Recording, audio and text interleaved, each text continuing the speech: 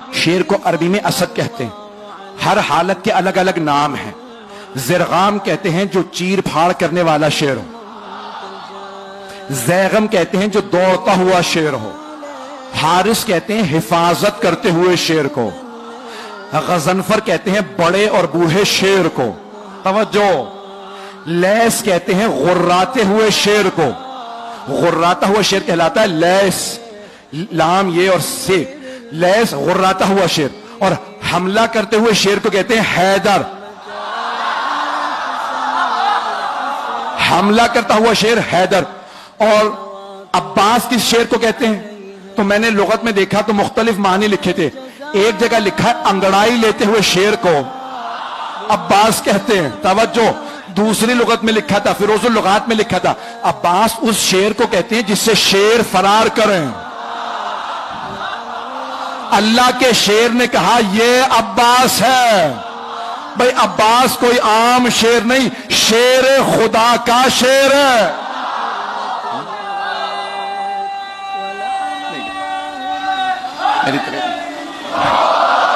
چلتے رہیے گا. جناب عباس بہت شجاع, بہت دلیر. اور میں نے کسی مقام پہ پیش کیا تھا, اشارہ کر رہا ہوں صرف, کہ بے انتہا خوبصورت تھے جناب علی مرتضیٰ. اور سب سے زیادہ آپ کی آنکھوں کی تعریف کی گئی ہے. مولا کی آنکھیں بہت بڑی بڑی تھی. اور جب آپ میدان جنگ میں جاتے تھے نا تو آپ دانت بھینچ لیتے تھے. جب ذوالفقار کھینچتے تھے نا تو دانت بھینچ کے ذوالفقار کو کھینچتے, آنکھیں سرخ ہو جاتی تھی.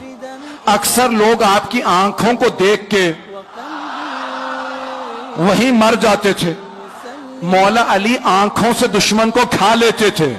بڑے بڑے سورما کا پتا پانی ہو جاتا تھا. جناب امیر کی وہی آنکھیں جناب عباس کے پاس تھی.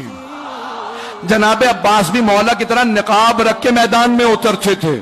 مولا بھی نقاب اپنا تحت الحلق نکالتے تھے, اپنے امامے میں سے تحت الحلق نکالتے تھے اور میدان میں جاتے تھے. جناب عباس صفین میں صرف 13 برس کے تھے. اگر سننا چاہیں پڑھو, 13 برس کے تھے صفین میں. تو ایک مرتبہ جناب عباس علیہ السلام جناب امیر کی زرہ پہن کے مولا کی سواری پہ سوار ہوئے, مولا کی تلوار لی, میدان میں گئے. جناب عباس کی زلفیں طولانی تھی, رنگ بہت گورا تھا. تو ایک مرتبہ آپ نے تلوار کھینچی, لڑنا شروع کیا. ساری فوج کہنے لگی علی آ گئے ہیں, علی آ گئے ہیں. تو دوسرے پوچھتے پتہ کیسے ہے؟ کہ آنکھیں وہی ہیں, تیور وہی ہیں. چلیے گا. تو ایک مرتبہ جناب امیر سے کسی نے آگے کہا مولا آپ یہاں ہیں؟ وہاں میدان جنگ میں ہر آدمی نے شور مچا رکھا ہے, علی آ گئے, علی آ گئے. مولا مسکرائے, کہا لڑنے والے سے کہو علی نے بلایا.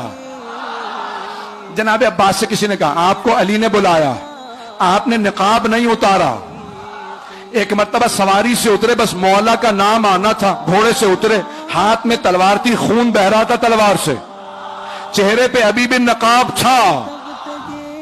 جیسے ہی جناب عباس کو آتا دیکھا نا تو جناب عباس کے سیاہ امامے پہ سیاہ بال چہرے پہ آئے ہوئے تھے, رنگ گورا تھا. مولا نے دور سے دیکھ کے کہا ہاذا قمر بنی ہاشم, کہا ہاذا قمر بنی ہاشم, یہ بنی ہاشم کا چاند ہے.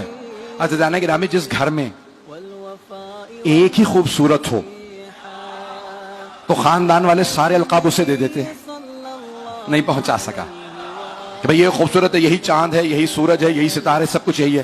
اور اگر کسی خاندان میں سبھی خوبصورت ہو, اب پہنچ رہی ہے باہر, سبھی خوبصورت ہو, کوئی حمزہ ہو, کوئی جعفر طیار ہو, رسول خدا علی مرتضیٰ, امام حسن حسین کے تو نام ہی حسن سے نکلے ہیں, بہت خوبصورت تھے. جہاں سبھی خوبصورت, وہاں جناب امیر فرما رہے ہیں ہاذا قمر بنی ہاشم. اب سوچیں کتنے خوبصورت ہوں گے. صرف آنکھیں نہیں, ناک جناب عباس کا, آپ کی پیشانی, لب, آپ کے بازو, آپ کا قد, ہر چیز دیکھنے سے تعلق رکھتی تھی. جو ایک دفعہ دیکھتا تھا وہ واپس آ کے پوچھتا تھا کون ہے. جب جناب عباس مدینے کے بازار میں جاتے تھے بازار رک جاتا تھا. جناب زینب کو کسی نے کہا جب آپ کا بھائی جاتا بازار رک جاتا. جناب زینب نے بولا کہ بھیا آج کے بعد سے چہرے پہ نقاب رکھنا. کہا بی بی جیسا آپ کا حکم. کہا بھیا کہیں نظر نہ لگ جائے.